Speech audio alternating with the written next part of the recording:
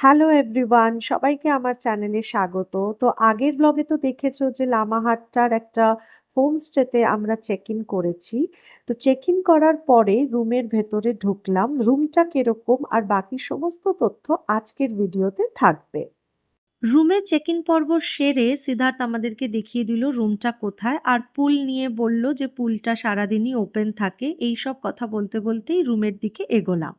১০ নম্বর deluxe রুমটা আমাদের জন্য বরাদ্দ হয়েছিল। তো এই রুমটা বেশ নিট অ্যান্ড ক্লিন, একটা ওয়েল লিট রুম। রুমের এদিকটাতে রয়েছে বেড, আর সামনেটায় জামা কাপড় রাখার ব্যবস্থা, একটা সোফা, আর এদিকটাতে রয়েছে পুল ভিউওয়ালা একটা জানলা। এদিকটাতে যদি ঘুরি তাহলে টেবিল ফ্যান থেকে শুরু করে ডেস্ক থেকে শুরু করে চেয়ার, স্লিপার, ডাস্টবিন, বাকেট, চায়ের জিনিসপত্র, ইলেকট্রিক কেটল সব দেওয়া রয়েছে। সামনে এগিয়ে যাচ্ছি, দেখতেই পেলে ওদিকটায় মিরর ছিল, এদিকটাতে ওয়াশরুম, আর ওয়াশরুমের সামনেটা এদিকটাতে রয়েছে একটা খোলামেলা ব্যালকনি, যেখান থেকে রাতের দার্জিলিংকে দেখতে খুবই সুন্দর লাগে। লাইটের সুইচটা বুঝতে পারছিলাম না, এই দুটোই জ্বলছিল। এই যে এবার এই দুটো জ্বালানো হয়েছে, তো এবার যথেষ্ট আলো লাগছে, আমার মনে হয় ঠিক আছে আমাদের জন্য।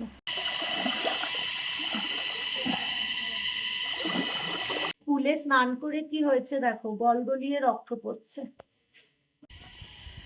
বাফে লাঞ্চের ব্যবস্থা আছে, আর এখন 2:30 মতন বাজে। তো যাচ্ছি হচ্ছে লাঞ্চ করতে। চারপাশটা তো সুন্দর না, নানান রকমের ফুল রয়েছে, যথেষ্ট রোদ আছে, আমি তাকাতে পারছি না, এত রোদ আছে, চোখ বুজে যাচ্ছে। আজকে ওয়েদারটা ভালো এখানে। লাঞ্চের জন্য এসেছি, তো ওনাদেরকে ডাকলাম। এখানে দেখো গ্লাস, বোতল রাখা আছে, টিস্যু। হ্যাঁ হ্যাঁ হ্যাঁ।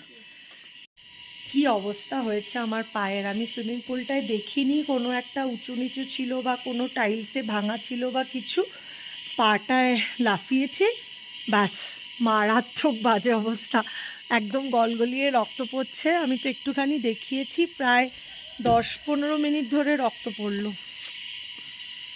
এই যে রাইস, স্যালাড, আর এটা মোস্ট প্রবলি আলু ভাজা, ঝুরি আলু ভাজা। দিদি খাবার সার্ভ করছে আমাদের জন্য, বাকি খাবারও চলে এসেছে। আর এই যে এর নাম কি, ইনকা নাম কে? ন্যান্সি। আছে হচ্ছে ডাল, তার সাথে পটল আলুর তরকারি। এই সবজিটার নাম সামথিং কিছু বলেছে, আমি বুঝতে পারছি না। এটা হচ্ছে চিকেন, আর এটা তো আমি আগেই দেখিয়েছি। আর গরম গরম ভাত। এই দিক দিয়ে চলে এসে এখানটাতে একটু বসেছিলাম লাঞ্চের পরে। বেশ সুন্দর জায়গা করে দেওয়া আছে, আমার মনে হয় সন্ধেবেলা এখানে লাইটও জ্বলে, লাইটের ব্যবস্থা আছে, চেয়ার টেবিল সব দেওয়া। আর এখান থেকে সুন্দর সামনের একটা ভিউ জঙ্গলের আছে, আর এপাশটাতে পাহাড়ের ভিউও আছে। ওভারঅল সুন্দর জায়গা, আর আজকে ওয়েদারটা খুব ভালো আছে এখানে, একদম রোদ আলো ঝলমলে একটা দিন। তো এখন তো সময় হয়ে গেছে প্রায় 3:30। এবার একটু রুমে গিয়ে বিশ্রাম করব।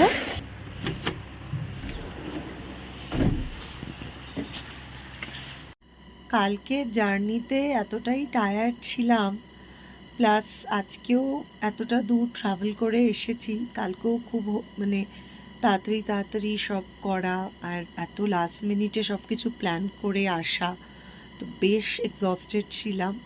দুপুরে শুয়ে পড়েছি, ভালো ঘুম হলো, অনেকক্ষণ ঘুমালাম। যাই হোক, এবার একটু স্ন্যাক্স এনজয় করব, যদিও স্ন্যাক্সের টাইম আছে, এখনও পুরো 6টা বাজেনি। তো 6:30 7টা নাগাদ হয়তো স্ন্যাক্স দেবে, চা আর তার সাথে হয়তো কিছু ভেজ পাকোড়া। 6:41, আর দেখো কি সুন্দর লাগছে এবার পাহাড়কে, একদম পাহাড় সেজে উঠেছে নানান রকমের আলোতে। এই যে এসছে আমাদের স্ন্যাক্স, কি আছে, অনিয়ন পাকোড়া, সাথে দুধ চা। 7:15 বাজে, আর দেখো এটা হচ্ছে নাইট ভিউ ব্যালকনি থেকে, কি অসাধারণ। আমাদেরকে ফোন করে বলা হলো যে বনফায়ার হচ্ছে, তো যাই, বনফায়ার যখন হচ্ছে তাহলে একটু গিয়ে দেখে আসি। আজকে আর আমরা বারবিকিউ ট্রাই করছি না, কালকে হয়তো ট্রাই করব। এই যে আমাদের রুম, আর এখান থেকে এই যে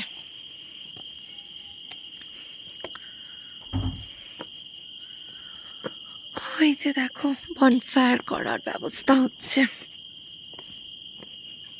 রিসেপশন এরিয়া, ব্যালকনি, এখানে ভালোই মোবাইল ডেটা কাজ করছে ভোডাফোন, বাট রুমে একটু নেটওয়ার্কটা ডাউন থাকছে মাঝে মধ্যে। এই যে ওই দিকে আমরা দুপুরবেলা গেছিলাম, তো এই যে বনের মাঝখানে বেশ সুন্দর বনফায়ার হচ্ছে। ओ मुझे लगा रूबेन कहाँ रहता है, कोलकाता में? दार्जिलिंग। ओ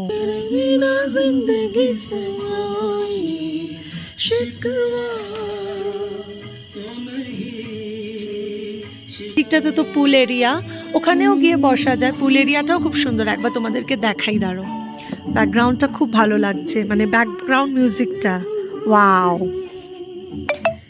मौजों की रवानी है,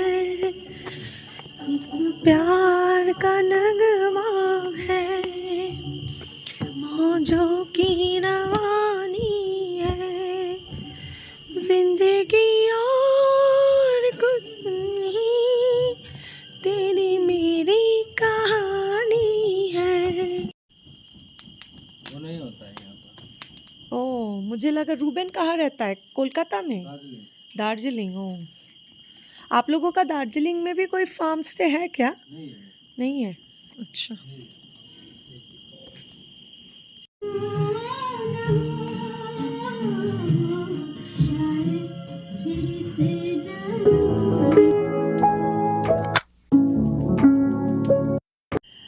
রাত্রি এখন 9:30, এবার ডিনার করব।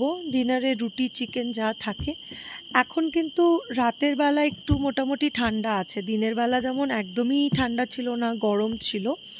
গরম মানে পাহাড়ি গরম আর কি। এই যে বাফে ডিনার কি কি আছে দেখিয়ে দিচ্ছি।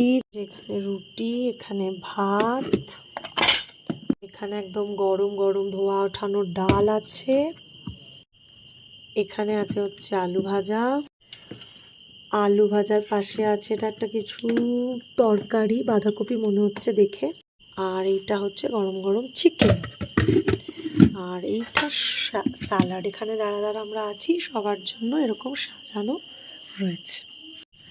দেখো সৌম্য কি করছে, এর মধ্যে ডিজেল দিচ্ছে যাতে করে দাও দাও করে জ্বলে। এই যে এবার ডিনার করব, ডিনার হলে তারপরে রাতে যাব, যদি এক্ষুনি হয়তো ঘুমোবো না, একবারে ফ্রেশ হয়ে তারপরে ঘুমোবো। এখন বাজে হচ্ছে 9:45। না 10টা বেজে গেছে। 10:58, ওই 9:58 টাইম হয়েছে। এখন 10:51। তো এবার শুয়ে পড়বো। এমনিও পাহাড়ে রাতের বেলা আস্তে কিছু করার থাকে না, তো আমি কালকে বেরোবো, তার একটু গোছগাছও করে রাখলাম, আর যেটুকু যা ছড়িয়ে ছিটিয়ে গেছিলো সেগুলো গুছিয়ে রাখলাম। তো আমি আমার আজকের ব্লগটাকে এন্ড করে দিচ্ছি। হোপফুলি অন্য কোনো দিন নতুন কোনো ব্লগের সাথে দেখা হবে। আপাততর জন্য টাটা, গুড নাইট। রাতের নিস্তব্ধতা।